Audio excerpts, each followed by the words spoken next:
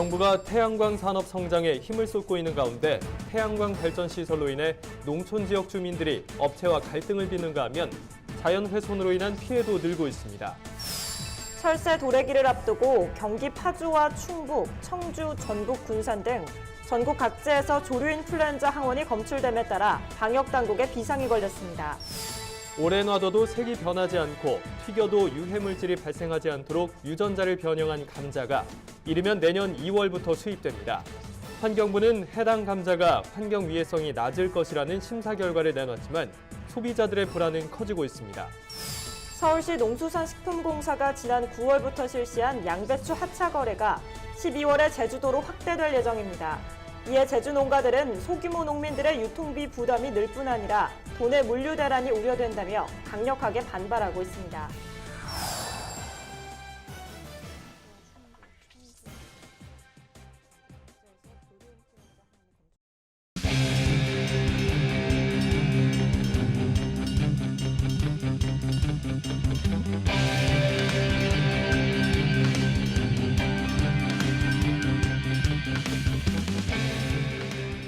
제가 이번에 차를 하나 구입하려고 여기저기 알아봤는데요. 농협 캐피탈에서 하는 농축협 특화 상품이 저렴했어요. 농축협 농협 캐피탈 특화 상품 참 좋아요. 여러분 안녕하십니까? NBS 뉴스 24입니다. 정부의 신재생에너지 확대 정책에 따라 국내 태양광 산업이 성장세를 이어가고 있습니다. 하지만 태양광 개발을 두고 농민들과 태양광업자들이 갈등을 빚는 등 그 부작용도 만만치 않다는 지적이 나오고 있습니다. 신건 기자입니다. 전라남도 해남의 태양광 시설. 흥촌과 수동, 운정마을 사이 경계선에 자리한 곳으로 지난 6월에 완공됐습니다. 그런데 최근 이 시설을 두고 잡음이 끊이지 않고 있습니다. 태양광 건설업체가 흥촌마을을 제외하고 마을 주민 수가 적은 수동과 운정 두 개 마을에만 발전기금을 주는 방식으로 합의, 태양광 시설을 세웠기 때문입니다. 시설은 흥촌마을을 향해 있으나 땅은 이웃마을 소유이기 때문에 생긴 일입니다. 수동은 보이도 않습니다. 저기 산 너머가 수동이거든요. 수동이. 거기하고 두 부락을 도장을 받았어요. 그래서 허가가 된 거예요. 하지만 업체 측은 정당한 공사라며 오히려 이장과 마을 사람들을 고소하기에 이르렀고 결국 흥촌마을 주민들은 고소를 취하하는 조건으로 공사를 묵인해야 했습니다. 이장은 마을에 발전기금을 기부하고 주민들의 동의서만 받으면 공사를 쉽게 진행할 수 있다는 게 문제라고 지적합니다. 노인들이서 예를 들어서 저거 명색이 발전기금이라고 3천만 원에 줘봤자 한 20개 부락 20호 정도는 150만 원이지 않습니까? 그러면 노인들이 150만 원 지금 받을 사람 누가 있습니까? 젊은 사람들 이장하고 몇 사람들 해서 하자가 뭐. 그게 지금 제일 잘못된 거예요. 더 큰 문제는 마을 산지에 태양광 시설이 들어서면서 자연 환경이 심각하게 훼손됐다는 점입니다. 소나무가 울창했던 곳은 민둥산이 됐고 비가 내리면 토사가 논으로 흘러들어가 논 작물에 그대로 들어갑니다. 배수로 역시 흙으로 뒤덮여 있어 큰 비라도 오면 물이 빠질 길이 없습니다. 여기가 진짜 이게 엎쳐서 이 하천에 가서 그냥 물도 먹은 데거든요. 가지 같은 게 이게 진짜 깨끗한 데예요. 근데 이게 하루아침에 이렇게 돼본다는 것은. 더 큰 문제는 마을을 둘러싸고 있는 주변의 산에 이런 태양광 시설이 30여 건이나 더 허가가 났다는 점입니다. 특히 해남군의 경우 올해 들어 허가한 태양광 시설은 1,800여 건이나 실제 개발된 경우는 약 400건. 일단 허가만 내고 나면 10년간 연장할 수 있기 때문에 땅 투기 수단으로 전락하고 있는 겁니다. 이 사람들은 돈이라니까요. 돈만 하고는 이 사람들 해놓고는 그냥 팔아버려요. 또 다른 사람들한테. 분양하죠. 예, 그런 식이에요. 그러니까 투기꾼들이에요. 일종의 투기꾼. 전남 무안군 바닷가의 광석불락도 상황은 마찬가지. 이곳 주민들은 태양광 발전시설이 들어오면서 인근 갯벌을 다 망쳐놓았다고 말합니다. 완전히 뻘로 아주 항투물로 오염되었고 바다가 아주 항투로 쫙 덮였었어요. 기구멍 하나 없이 덮어버렸어요. 그래서 낚시가 없어 그러는가 몰라도. 화가 난 주민들은 태양광 정책에 반대하며 청와대 국민청원과 언론사를 통해 알리려고 노력해봤지만 뚜렷한 대책은 나오지 않고 있습니다. 정부가 태양광 산업을 키우는 것도 중요하지만 농촌 주민들이 겪고 있는 갈등과 피해도 간과해선 안 된다는 지적이 나오고 있는데요. 태양광 산업의 문제점에 관한 더 자세한 내용은 오늘 밤 9시 10분 MBS 이슈 현장 속으로에서 방송됩니다. MBS 뉴스 신건입니다. 앞서 태양광 발전 산업의 부작용에 대한 리포트 보셨는데요. 최근에는 태양광을 이용한 부동산 사기 역시 극성을 부리고 있습니다. 태양광 발전 관련 사업이 새로운 농지재테크 수단으로 각광받기 시작하자 이를 악용하는 사례가 늘고 있는 건데요. 다양한 정부 규제는 물론 설계 시공업자의 계약서상의 문제점들이 속속 드러나면서 피해자가 속출하고 있습니다. 최서영 기자가 보도합니다. 서울시 강동구에 사는 이경수 씨. 작년 12월 3천여 평의 농지를 태양광 발전 사업에 투자를 했다가 피해를 본 매형 부부의 소송을 준비하느라 1년째 골머리를 앓고 있습니다. 매형이 운영하던 과수원 3,000평이 있었는데요. 그 3,000평 과수원을 매형이 건강이 나빠서 건강이 안 좋아져서 운영을 할 수 없게 됐어요. 그래서 저희 누님이 노후 대비로 여기에 태양광을 생각하게 되었고, 그 태양광 시공업자는 아르마리로 이제 친인척분 아는 분이 소개해 주셔서 믿고 맡기게 됐습니다. 그리고 누님이 투자한 그 전체 투자하게 이제 예상됐던 금액이 한 10억 정도였는데, 거기에서 나오는 거는 한 7, 8년 정도면 투자금이 회수되는 수준이었던 걸로. 노후가 걱정이었던 이 씨의 매형 부부는 이 같은 조건이 마음에 들어 설계업자와 시공업자가 내민 계약서에 사인을 하고 설계업자가 요구하는 돈 5천만 원을 선입금했습니다. 그 계약을 하고 한 이틀 후에 시공업자로부터 5천만 원이 필요하다라고 연락이 왔고, 그 5천만 원은 농지 전용 부담금을 포함해서 기타 측량비다라고 얘기를 했습니다. 그래서 누님이 바로 5천만 원을 송금했고요.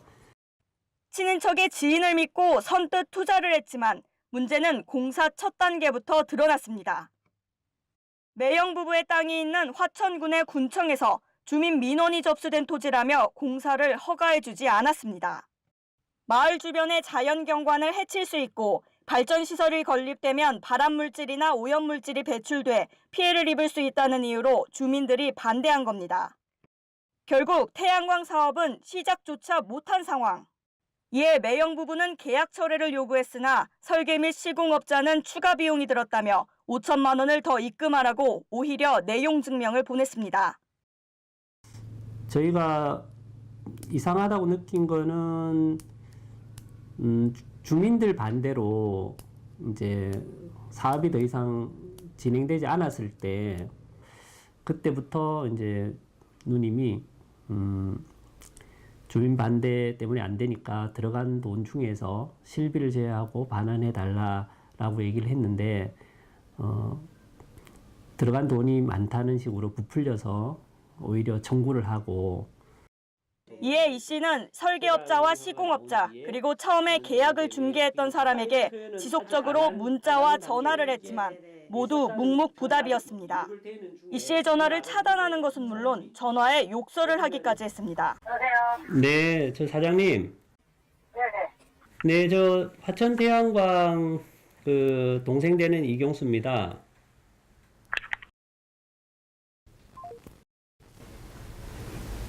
연결이 되지 않아 삐 소리 후. 첫 번째는 계약자랑 직접적으로 대면해서 계약을 맺은 게 아니에요. 그 업체랑 직접적으로 맺은 게 아니고요. 중간에 흔히 말해서 중개 아니면 브로커 역할을 하는 브로커랑 만나서 계약을 맺었거든요. 거기서 첫 번째 문제 발생한 거예요. 그러니까 설계업체나 시공업체를 만나서 당연히 이 설계 능력이 되는지 시공 능력이 되는지 그걸 보고 난 다음에 능력이 있구나 없구나 이렇게 판단을 해야 되는데 그러지 못했어요. 태양광이 정부 장려 사업임에도 불구하고 농민들이 현장에서 겪는 갈등이나 피해에 대해 관여를 하지 않고 있는 데다 미리 주의해야 할 사항 등을 교육하지 않은 탓에 이 같은 계약 및 사기 피해가 늘고 있다는 지적입니다. MBS 뉴스 최서영입니다. 야생조류 분변에서 조류 인플루엔자 항원이 잇따라 검출되고 있습니다. 아직까지는 모두 저병원성으로 확인됐지만 철새가 이동하는 겨울철을 앞두고 고병원성 AI에 대한 차단 방역을 더 강화해야 한다는 지적이 나오고 있습니다. 보도에 오주석 기자입니다. 지난 6일 경남 창녕군 영상면 장척 저수지 근처의 농경지 야생조류 분변에서 저병원성 AI가 확인됐습니다. 이후 8일에는 전북 군산 만경강 하구, 11일 경기 파주 한강 하구, 15일 충북 청주 미호천에서 채취한 분변에서도 H5AI 항원이 잇따라 검출됐습니다. 올해 야생조류 분변에서 AI 항원이 검출된 시점이 예년보다 빨라진 것으로 고병원성 AI의 발생 시기도 빨라질 가능성이 있다는 게 전문가들의 설명입니다. 특히 겨울 철새의 주요 번식지인 러시아에서 올해 AI가 예년보다 많이 발생하고 있다는 점도 더욱 우려되는 사안입니다. 실제 러시아에서는 AI 발생 건수가 매년 급격히 늘어나고 있는 추세입니다. 야생조류가 침입하지 않도록 축사에 미흡 사항들이 보완을 하고 또 농가들이 농가 축사에 들어갈 때 반드시 소독을 하고 들어간다든지 그리고 매일 축사 내부에 대해서 소독을 한다든지 그런 것들이 가장 중요한 것 같습니다. 이에 방역당국은 지난 1일부터 내년 2월까지 5개월간을 특별 방역 대책 기간으로 정하고 AI 방역에 힘을 쏟고 있습니다. 우선 AI 긴급 행동 지침에 따라 지방자치단체와 함께 AI 항원 검출 지점으로부터 반경 10km 이내 가금 농가의 이동을 통제하고 소독 작업을 펼치고 있으며 위험 요인이 많은 산란괴와 오리 농장은 2주에 1회 이상 전화 외찰도 병행 중입니다. 특히 AI가 발생하면 발생 농가로부터 반경 3km까지 바로 예방적 살처분을 실시해 AI 피해를 최소화할 예정입니다. 농식품부는 또한 각 지자체와 생산자 단체 등에서도 가금 농가에서 차단 방역 수칙을 철저히 준수하도록 방역 교육과 홍보를 더욱 강화해 줄 것을 요청했습니다. MBS 뉴스 오주석입니다. 이르면 내년 봄부터 유전자가 변형된 감자가 수입될 수도 있습니다. 식약처가 미국의 한 업체의 유전자 변형 감자를 내년 2월쯤 식품으로 승인할 예정인데요. 농민단체는 물론 소비자와 환경단체들이 즉각 반발하고 나섰습니다. 김인경 기자가 보도합니다. 오래 둬도 색이 변하지 않고 튀겼을 때 발암물질도 적게 나오는 감자. 바로 유전자가 변형된 GM 감자입니다. 이르면 내년 봄, 이 감자가 우리 밥상에 오를 수 있습니다. 식약처가 미국의 심플롯이란 업체가 신청한 GM 감자 SPS-E12의 안전성 심사를 끝냈기 때문입니다. 미국의 이 업체는 2016년 2월 우리 정부에 안전성 심사를 신청했습니다. 식약처는 2년 8개월에 걸쳐 이 감자의 안전성 심사를 끝내고 내년 2월쯤 식품으로 승인할 예정입니다. 최종 승인을 마치면 식품 수입 절차가 진행됩니다. 최근 이 같은 사실을 알게 된 소비자, 농민, 환경단체들은 즉각 반발했습니다. 42개 시민단체가 참여한 GMO 반대 전국행동은 18일 국회에서 기자회견을 열고 식약처는 GM 감자의 안전성 승인 절차를 중단하라고 촉구했습니다. 음식업에서는 이걸 GM 표시를 하지 않도록 돼 있어서 자칫 프랜차이즈 업체에서 GMO인지 아닌지 저희가 모르고 먹는 경우가 발생할 수 있습니다. 승인 절차에도 문제가 있었습니다. 식약처는 이 GM 감자에 대해 농림축산식품부, 해양수산부, 환경부와 2016년 9월부터 2017년 7월까지 환경위해성 협의를 끝내고 지난 6월부터 한 달간 식약처 홈페이지를 통해 의견 수렴에 나섰지만 제출된 의견은 한 건도 없었습니다. GM 감자뿐만 아니라 GM 작물 전체에 대해서 우리가 식용으로 하는 것에 대해서 국민들 우려가 굉장히 큰 상황이거든요.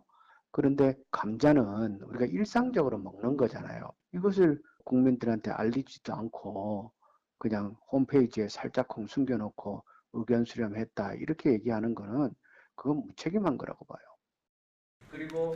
김 의원과 시민단체들은 국민들의 제대로 된 의견 수렴도 없이 수입 절차를 밟는 건 밀실행정이자 졸속행정이라고 강하게 비판했습니다. NBS 뉴스 김인경입니다. 지난 9월부터 서울 가락시장에서 양배추 하차 거래가 시행되고 있죠.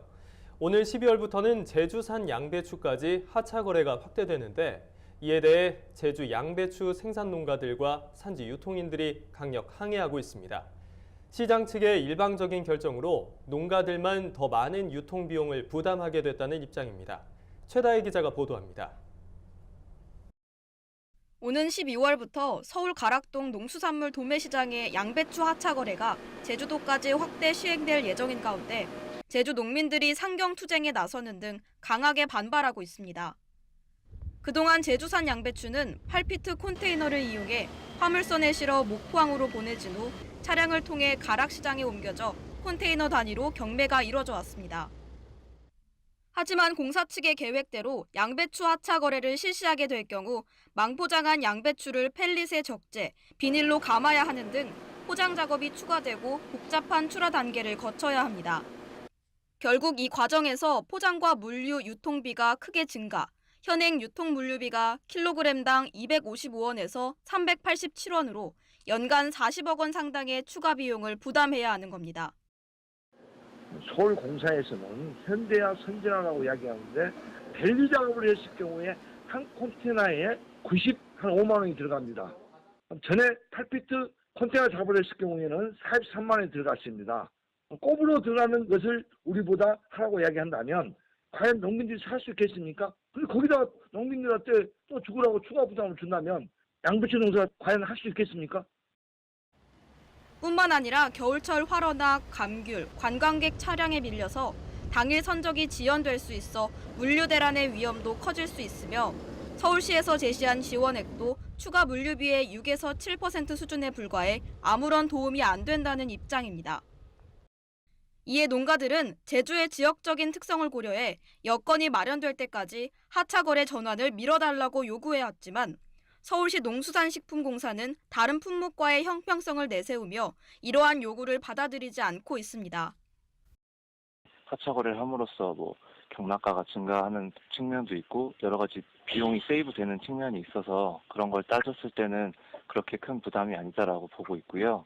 일단 제주도에서는 당장 끼고 새로 안 하던 걸 하시다 보니까 불만을 많이 나타내고 계세요. 농가들과 충분한 합의 없이 이루어진 양배추 하차 거래 시행, 농민들의 피해를 최소화할 수 있는 해결책이 필요해 보입니다. MBS 뉴스 최다희입니다. 전북도가 추진하고 있는 스마트팜 혁신밸리 조성 사업이 시작부터 어려움을 겪고 있습니다. 스마트팜 혁신밸리 대상 지역에 멸종위기 종이 자라는 생태 습지까지 포함돼 환경단체는 물론이고 해당 지역 주민들과 지역 정치인들까지 반대의 목소리가 크기 때문입니다. 김남호 기자가 취재했습니다. 전북도의 본회의장 로비에서 농민들과 시민단체 회원들이 피켓을 들고 목소리를 높입니다. 이들은 전북도가 추진하고 있는 스마트팜 혁신밸리 조성 계획을 재검토하라고 촉구했습니다. 우리가 멸종위기의 2급으로 알고 있는 동미나리라든가 가시 연꽃이라든가 물고사리라는 식물이 다량으로 군립하고 살아가고 있는 아주 귀한 보물로서 보존해야 할 가치가 있다고 생각됩니다. 전북도 의원들도 스마트팜 혁신밸리 조성 사업이 공모 신청서를 작성할 때부터 지역 주민들을 배제해 갈등을 야기시켰다고 질타했습니다. 또 생태습지에 대한 정밀조사 후 보존 대책을 수립할 것도 주문했습니다. 한 번에 56명이라는 숫자만 모여놓고 한 번에 실시하고는 바로 이렇게 중앙에 신청해서 사업을 따냈다. 좀 우리를 배제한 것에 대해서 지금이라도 그 습지에 대한 그 저수지에 대한 생태 조사를 전문 단체로 하여금 실시해주고.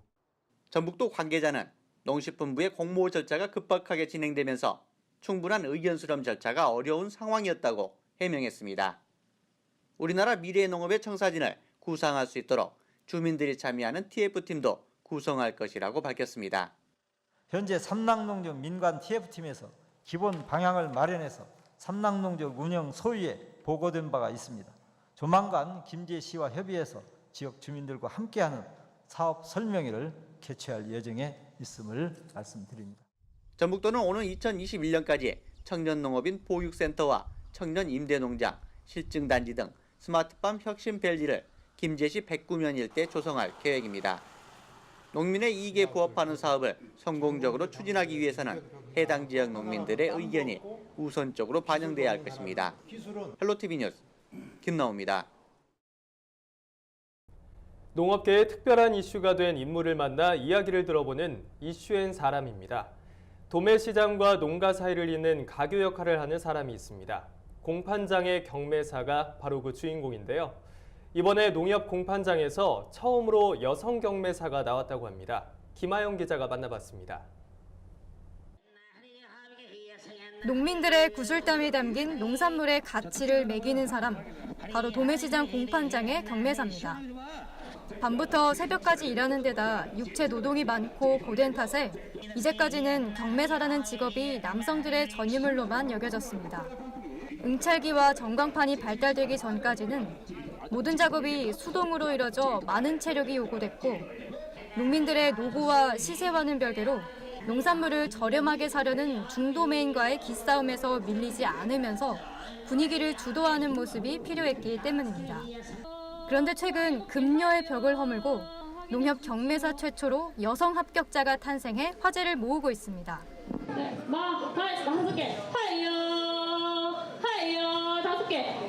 농협 북대구 공판장의 신입 경매사 정다운 씨가 그 주인공입니다. 정 씨는 자신이 걸어온 모든 길이 경매사라는 최종 도착지를 위한 것이었다고 말합니다. 제가 이제 4년 전에 이렇게 대학 졸업하고 나서 이렇게 도매시장에 근무를 할 수 있는 여건이 되었습니다. 2년이라는 기간 동안 도매시장에서 근무를 했던 경험과 그다음에 이제 농안법 등 이렇게 법률적인 공부를 하면서 경매사 자격증을 취득하게 되었고, 정 씨의 도전은 처음이 아니었습니다. 지난해에도 시험에 응시했지만 아쉽게 탈락의 고배를 마셨고 재수 끝에 올해 4대 1의 경쟁률을 뚫고 합격의 영광을 거머쥘 수 있었습니다. 그녀에게는 경매사로의 도전을 포기하지 않은 특별한 이유가 있었습니다. 일단 제가 이제 20살이 되었을 때 저희 부모님께서 문경에 귀농을 하셨습니다. 1년 동안 농사를 직접 지어봄으로써 그 더운 날, 추운 날 그 바깥에서 열심히 농사 짓는 그 고충들을 더욱 깊게 이해가 되고, 그로써 이제 저희가 농민들한테 좀 더 나은 가격을 받을 수 있도록 더욱 노력해야 되겠다라는 마음을 많이 느꼈습니다. 이제 일을 시작한 지 불과 2주. 긴장감이 감도는 경매 현장에서 버티고 살아남기가 쉽지만은 않았습니다. 특히 경매 과정에서 사용되는 다양한 은어는 첫 경매장에 나선 정다운 씨를 어리둥절하게 했습니다. 돌이라는 말을 많이 쓰시더라고요. 그게 뭐지라고 했는데 시간이 지나다 보니까 그게 동일한 가격에 동일한 그 중매인이 낙찰을 했을 경우에 그 번호를 또다시 부르지 않고 그 원활하게 진행하기 위해서 돌이라는 말을 많이 쓰시더라고요.